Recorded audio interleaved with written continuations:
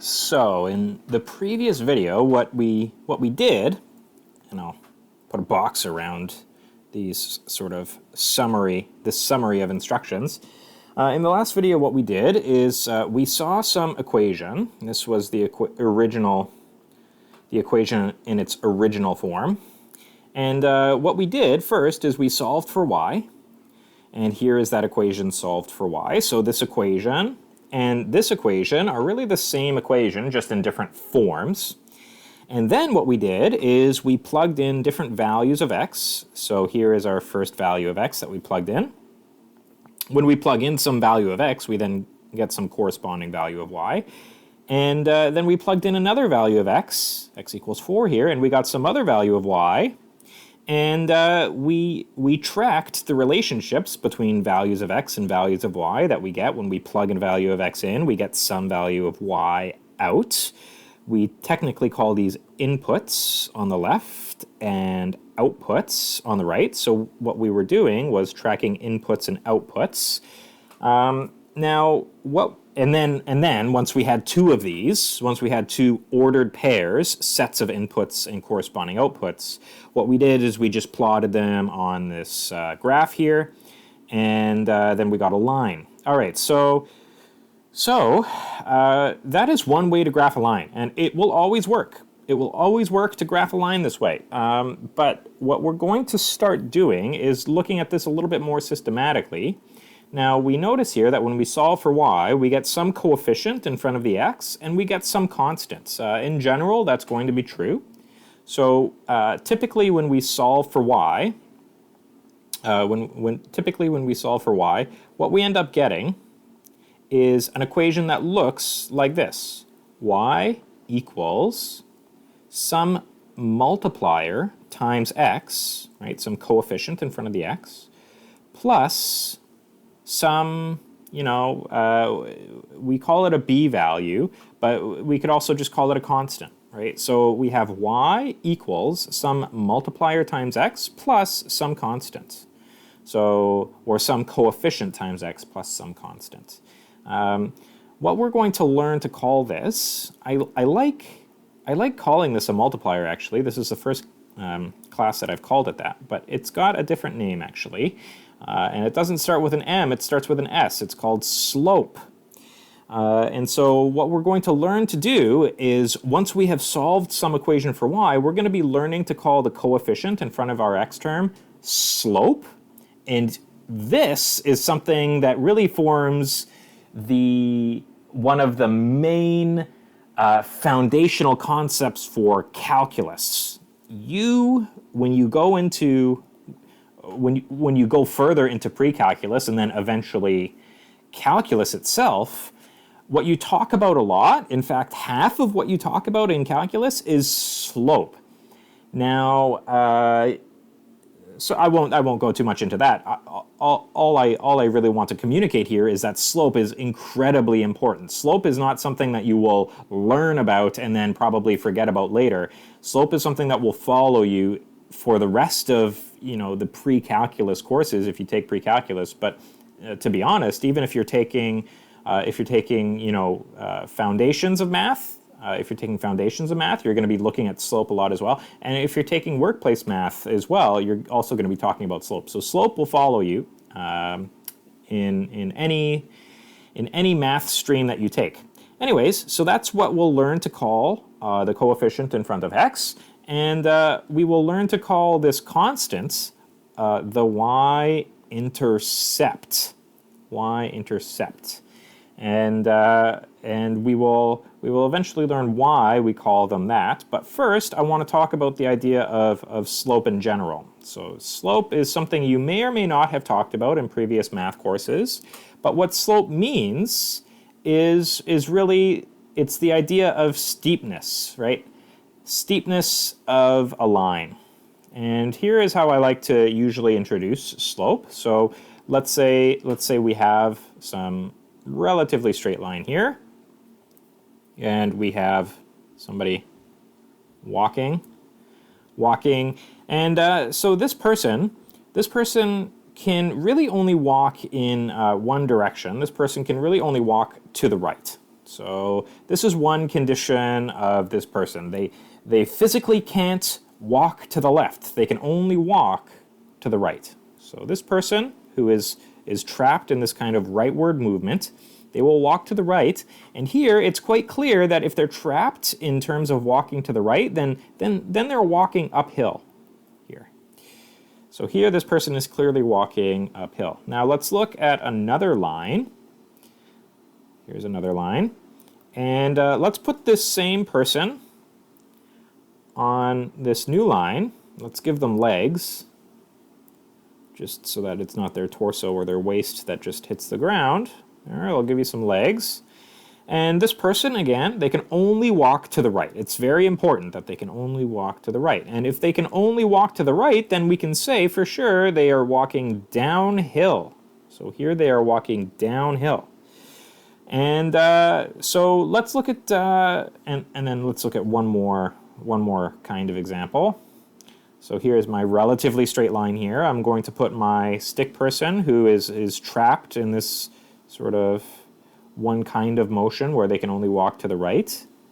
And here we wouldn't say they are walking uphill or downhill. They are walking on a flat line.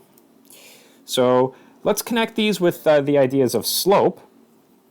So we really could, if we wanted to, we could plot each of these lines, or on top of each of these lines, we could overlay an x and y axis.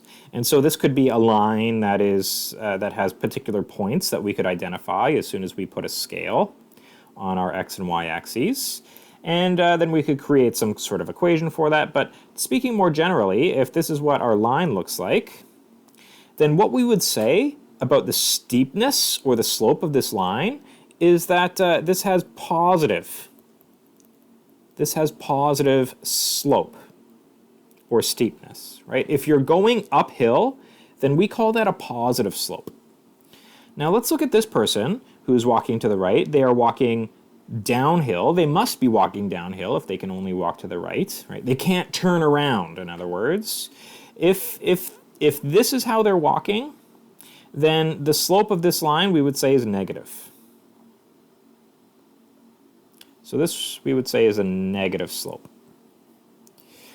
And then for this particular person who is walking to the right, I don't want to write here, for this particular person, they are kind of in the middle, right? They are not walking uphill, they are not walking downhill, they are kind of in this weird limbo, this middle state.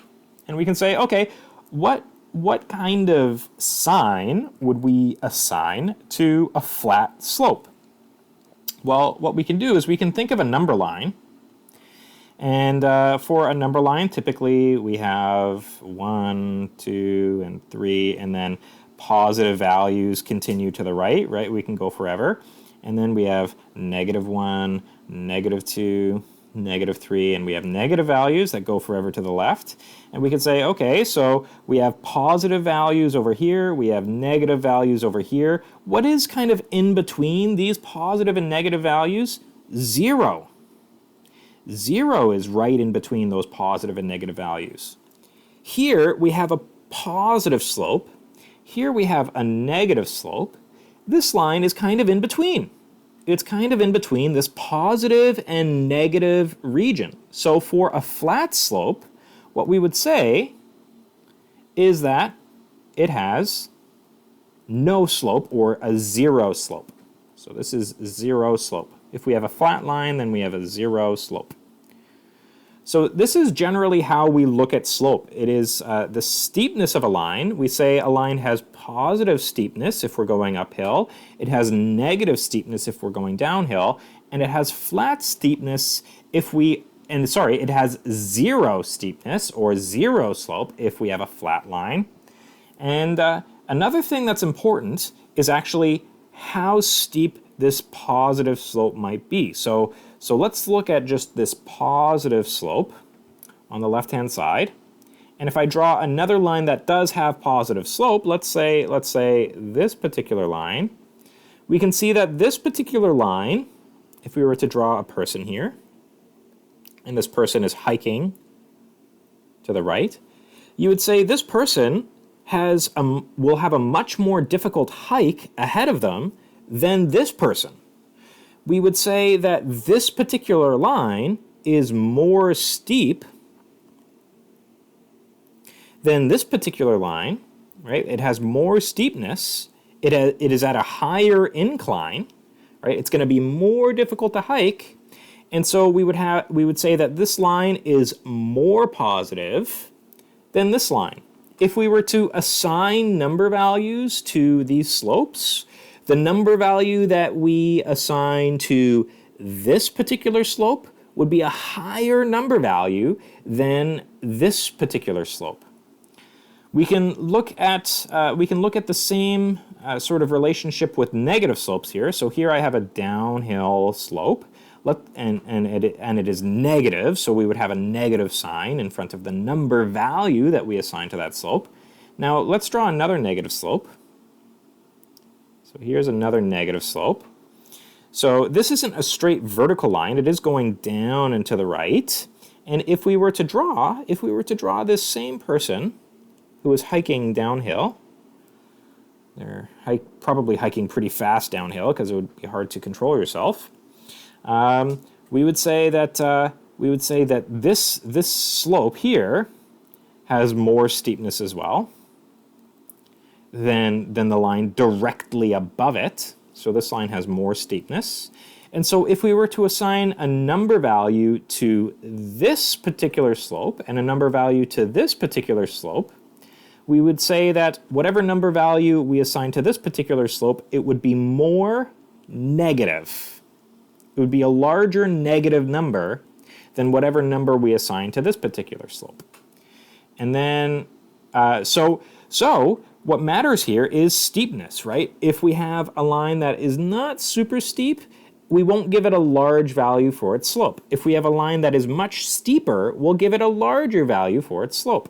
If we have a line that is not quite very steep, it'll have a relatively small value for its slope. If we have a line that is very, very, very steep, it will have a much higher number value for its slope. And the sign that we assign to that number depends on whether we're going uphill or downhill, right? So here we would have relatively small numbers for slope on this uphill and this downhill. We would have relatively small numbers for these two slopes, but this slope here would be positive and this slope here would be negative. For these two lines at the bottom, we would have a relatively large number for slope here because it's quite steep, and we would have a relatively large number for slope right here because it's also steep. It's just that this slope would have a large positive number, and this slope would have a large negative number. And then here we can see that flat is just flat. So if we have a zero slope, it's just not going to be very complicated. Flat slope is just flat slope. So hopefully that's a good introduction as to what slope means when we talk about it. And when we start to look at actual equations, like if we have y equals negative 2x plus 3, when we start to look at equations like this, what we'll be able to do is we'll be able to identify the number that controls the slope or the steepness, and we'll be able to more quickly visualize what the graph of this line will look like. For the graph of this particular line, we can see clearly here we have a negative slope, so we would be going downhill. So we could give a quick couple lines here to see what might be a line that wouldn't fit. Right here, if we have a negative slope, then we know that this line could not describe this particular equation because this line has a positive slope.